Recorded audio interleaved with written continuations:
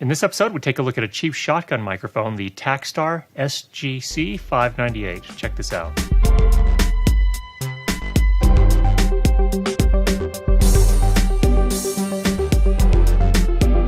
Let's start off with a quick tour of the Takstar SGC 598. Now, first of all, I've got a 3.5mm TRS connector, which actually sends a stereo signal into whatever you send that to, so you don't have to worry about getting audio on one track and nothing on the other track if you're doing stereo, so that's a kind of a nice little feature here. The main body of the microphone itself is plastic. It's decent. And then across the side here we have our three switches. First of all, our on-off switch, and there is a LED indicator that turns green when the mic is on and the battery is strong enough to power the mic. So what's really nice about it is that it actually turns red when the battery is low. Super nice feature to have on a lower end product like this. So that's really pretty nice. I'm happy with that. In terms of the other features along the mic here, we've got our 10 decibel gain switch, so you can increase the output level. It actually does some amplification itself. And then finally, we also have our low cut switch or high pass, same thing. What that does is just remove some of the rumble that you sometimes get in different recording situations, especially if the mic is bumped or there's some sort of low frequency noise, maybe a little bit of wind or something like that. Is it super effective at that? I don't know about that. And it actually does cut off some of the low end, so it's probably not something I would normally use. I'd actually take care of that in post under most circumstances. Now the mic itself, the barrel up at the front, or the tube, is actually metal, and it has this interference tube design, which what that does is it helps to eliminate some of the sound that is coming from the sides of the microphone and makes the mic a little bit more directional.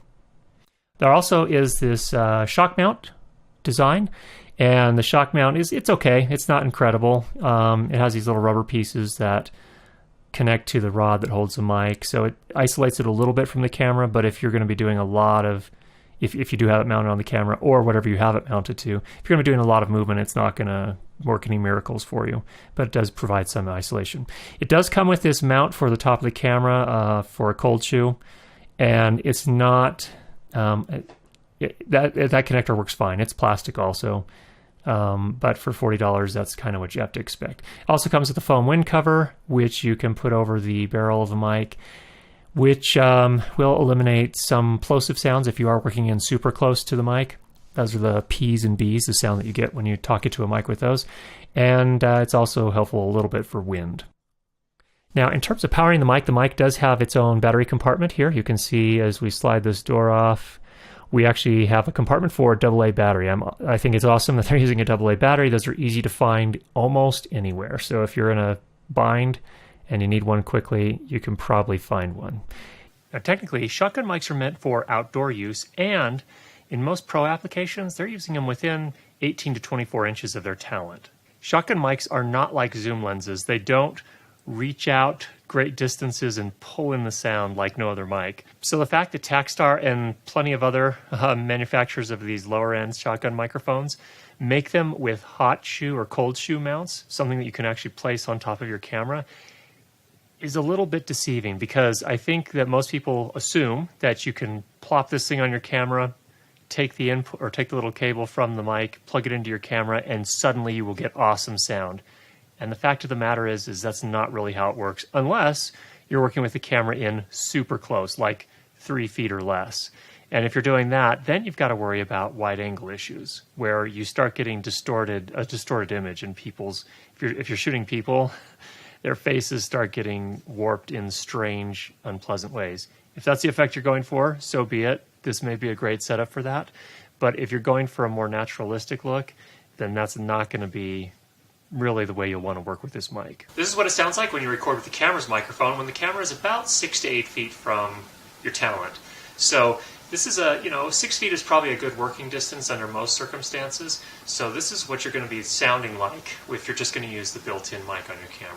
Now this is what it sounds like with the shotgun mic, the Takstar SGC 598, mounted on top of the camera. So again, about 6 feet for me, 6 to maybe 7 feet. And it sounds maybe a little bit better because it is able to reject some of the noise from the side or some of the sound from the side, but it's not amazingly better. So if you're supposed to use a shotgun mic within 18 to 24 inches of your talent, and this has a hot shoe mount on it, or a cold shoe mount to mount on top of your camera, what do? Well, if you do mount it on top of your camera, it makes a fine mic for capturing what I would call reference audio, or what most people call reference audio. And all that is the audio track that you capture with your camera so that you can later sync up the sound that you capture with a microphone that's much closer to your talent. And for that purpose, I think it's fine. But one other option you have is to actually bring this mic a little bit closer, or a lot closer, to your talent. In this case, I've got it about 24 inches from me, right up here above the frame.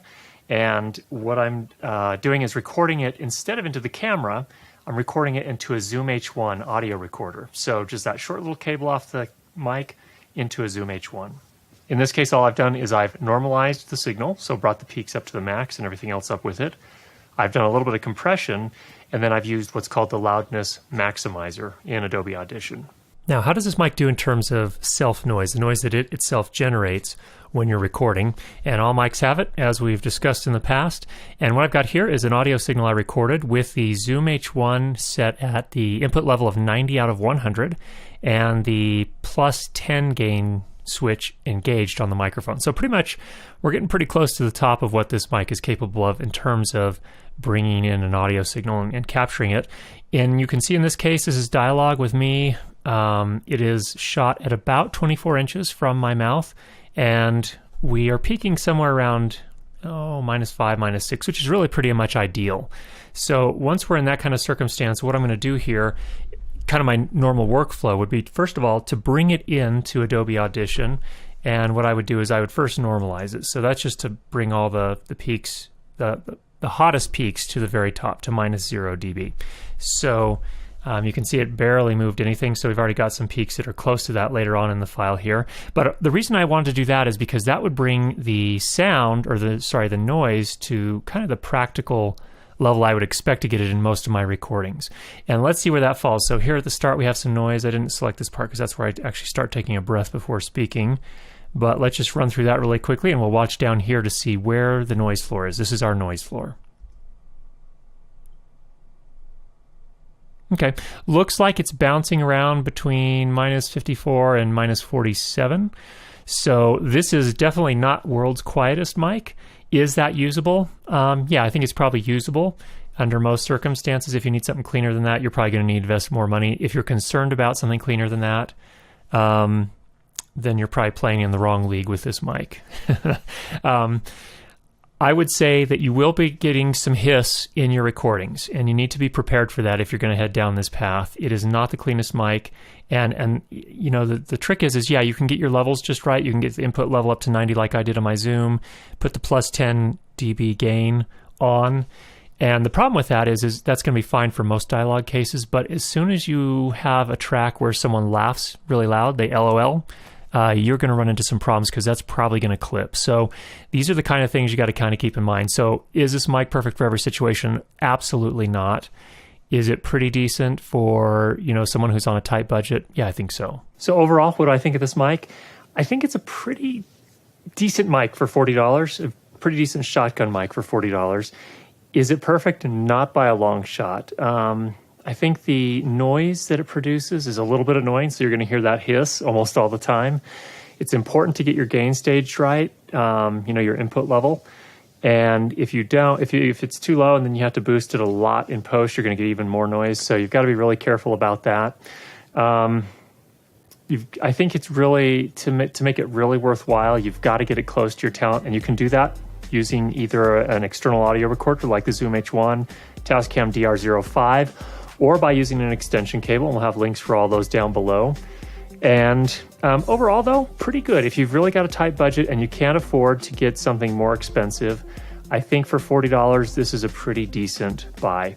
I hope you found this helpful. If you've got any questions, go ahead and leave those down below. Thanks for checking out the show.